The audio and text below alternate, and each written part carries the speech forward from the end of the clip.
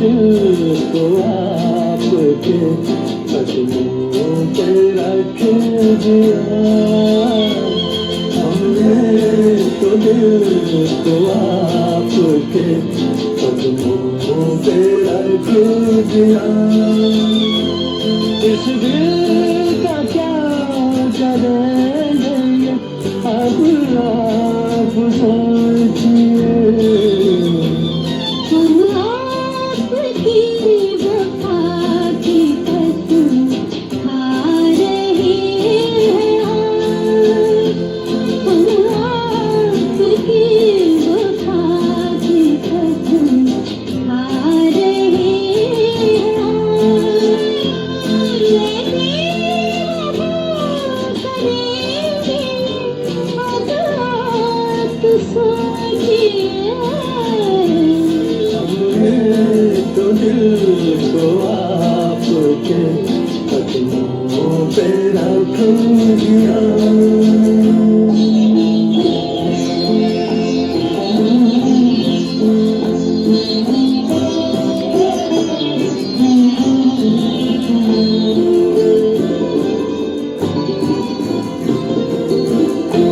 जब दिल से हमने जोड़ लिया दिल का सिलसिला। जब दिल से हमने जोड़ लिया दिल का सिलसिला। आगे है क्या नसीब में जाने नहीं भला। छोरा जवाब ही के मोहब्बत का फैसला। क्या फैसला करेंगे ये अब आप सोचिए। हमने तो दिल को आपके कदमों पे रख दिया।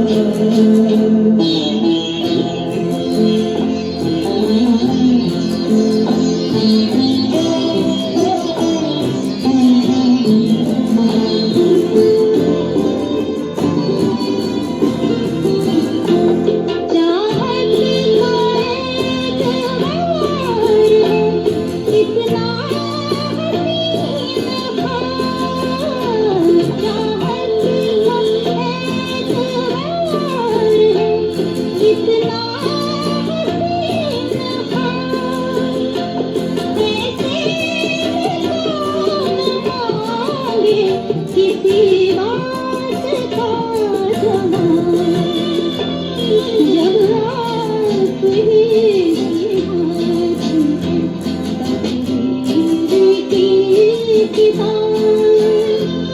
क्या क्या लिखा करेंगे अब आप सोचिए। हमने तो दिल को आपके कदमों पे रख दिया। इस दिल का क्या करेंगे अब आप सोचिए। हम आपकी वफा की कसम खा रहे हैं आज। लेकिन वो करेंगे अब आप सोचिए। हमने तो दिल को आपके कदमों पे रख दिया।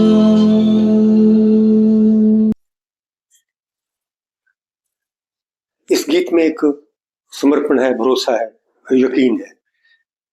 एक तरह का समर्पण है कि सब कुछ आपको समर्पित कर दिया, अब आप ही सोचिए। फिल्म का नाम है मेरे सनम। गीत लिखा है मधु सुल्तानपुरी ने, ओपी नेयर का ये इसमें संगीत था। 1965 में ये फिल्म आई थी और उससे तकरीबन 11-12 साल बाद हमने वो फिल्म देखी थी और ये फिल्म हमने मिलके देखी थी। सिनेमा का दौर था तो सुबह को और रात को भी लोग अक्सर सिनेमा देखने चले जाते थे। हमने जिन लोगों के साथ फिल्म देखी थी उनमें से कुछ लोग दिखाई नहीं दिए, पता नहीं वो कहाँ चले गए, हैं भी या नहीं, कुछ पता नहीं। ये आप ही बता सकते हो। फिल्म मेरे सनम एक म्यूजिकल फिल्म थी। इसके सभी गाने बहुत ही अच्छे थे, सुपरहिट गाने थे। ये जो गाना भी आपने सुना ये फिल्म में नहीं था। ऐसा हो जाता है, ऐसा अक्सर होता है कि फिल्म के लिए गीत रिकॉर्ड कर लिया जाता है लेकिन बाद में उसे कोई जगह नहीं मिलती या उसके लिए सिचुएशन नहीं बनती, ऐसा हो जाता है। आपको बताता चलूं कि पहले जो फिल्में बनती थी उनमें पहले कहानी, स्क्रिप्ट, स्क्रीन प्ले लिख लिया जाता था और बाद में उसके गीत रिकॉर्ड किए जाते थे। शूटिंग इन सब के बाद शुरू होती थी। इस गीत को ध्यान से सुनिए। ये गीत गिटार नोट से शुरू होता है। पहले गिटार के 3 सुर बजते हैं, उसके बाद बजता है वायलिन का पीस। बहुत अच्छा, बहुत ही फीलिंग के साथ बजा है वो। एक इंटरव्यू में, विविध भारती पर दी गई एक इंटरव्यू में ओपिनियर से पूछा गया कि इस गीत में जो वायलिन बजा वो किसने बजाया। ओपिनियर को ये नाम तो उनका याद नहीं आया। उन्होंने सिर्फ इतने कहा कि ये के क्रिश्चियन थे। मेरे ख्याल में ये गोवा के होंगे। गोवा के लोग ही बहुत अच्छे म्यूजिशियन होते हैं। गीत के इंटरल्यूड में बाद में आता है रईस खान की सितार का पीस। रईस खान ने सितार बजाया है, छोटा सा पीस है लेकिन बहुत ही बढ़िया। उसके बाद बजता है संतूर। संतूर यकीनन शिव कुमार शर्मा ने बजाया हुआ। ये उन्हीं का स्टाइल है, उन्हीं का स्टाइल है ऐसा बजाने में। और आवाज के रंग बिखेरे हैं मोहम्मद रफी और आशा भोसले ने। फिल्म के संगीतकार ओपिनियर के बारे में कुछ बातें कर ली जाए। 16 जनवरी 1926 को उनका जन्म लाहौर में हुआ था, यानी 100 साल हो गए। अब 2026 है। इस साल उनकी जन्म शताब्दी है। इस साल हम उनके बहुत से गीत करेंगे। अगला गीत भी उनका होगा। 1948-49 के आसपास वो मुंबई आए। शायद आपको पता होगा ओपन ईयर ने कभी भी लता मंगेशकर से कोई गाना नहीं गवाया पूरी जिंदगी। मुंबई आते ही लता से उनका कुछ झगड़ा हो गया था।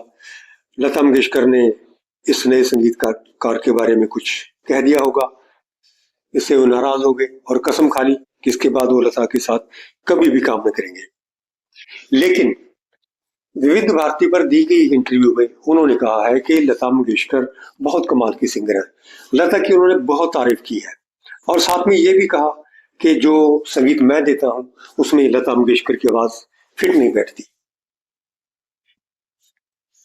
ओपिनियर और रफी साहब में बहुत अच्छी दोस्ती थी। दोनों लाहौर में इकट्ठे रहते थे, इकट्ठे वहां पे बड़े हुए।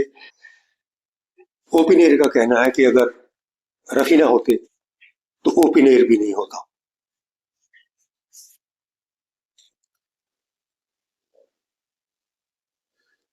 आपको पता है ना, हमारी फिल्मी दुनिया में रफी से बढ़कर कोई सिंगर नहीं है।